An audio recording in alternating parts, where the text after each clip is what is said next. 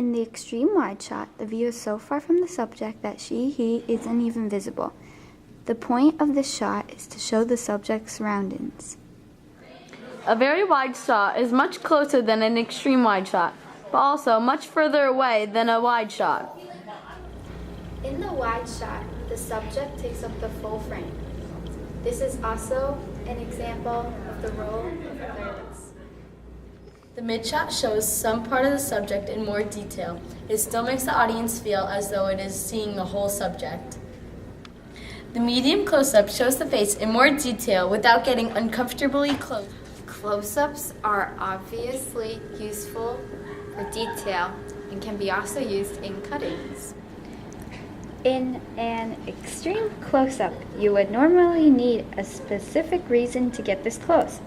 It is too close to show general reactions or emotion, except in very dramatic scenes. A cutaway is a shot that's usually of something other than the current action. It could be a different subject, a close-up of a different part of the subject, or just about anything else. A cutting can be used purely as an edit point, or to emphasize emotion. For example, hand movements can show enthusiasm or nervousness. A two-shot is a comfortable shot of two people. This is often used in interviews or when hosting a show. Over-the-shoulder shots are framed from behind a person who is looking at the subject. The person facing the subject would usually occupy about 1/3 of the frame. The naughty shot is common in interviews. This is a shot of the person listening and reacting to the subject. For example, how are you today? I'm good. How are you? Good. The point of view shot shows a view from the subject's perspective. In the weather shot, the weather is the subject. The sky takes up at least 2/3 of the frame. A reverse shot is when one character is shown looking at another character, often off screen. A pan is a horizontal camera movement in which the camera moves left and right about the central axis. This is also an example of the eye level angle, which is the most common angle. A high angle shows the subject from above. The camera is angled down towards the subject. It has the effect of diminishing the subject. A low angle shows the subject from below, giving the feeling of being more powerful and dominant. The bird's eye shot is shown from directly above the subject. This is an example of the movement tilt, where the camera is moved vertically up and down. And this is an example of the angle slant, where the horizon is angled along the camera. The worm's eye view is the opposite of a bird's eye view, a view from the bottom.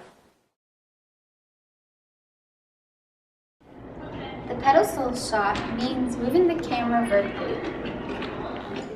The dolly zoom is the technique in which the camera moves closer or further from the subject. The follow movement is when the camera physically follows the subject at a more or less constant distance.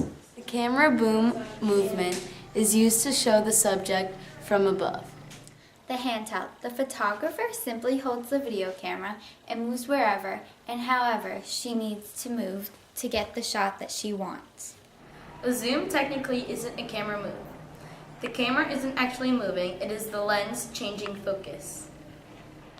The rack focus is a creative camera technique in which you change focus during a shot.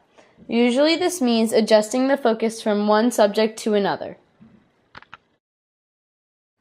An arc shot is when a camera moves around the subject, somewhat like a tracking shot. The 180-degree rule is a basic guideline regarding the on-screen spatial relationship between a character and another character or object within a scene. An imaginary line called the axis connects the characters, and by keeping the camera on one side of the axis for every shot in the scene. This shows the first character on the right frame and the second character on the left.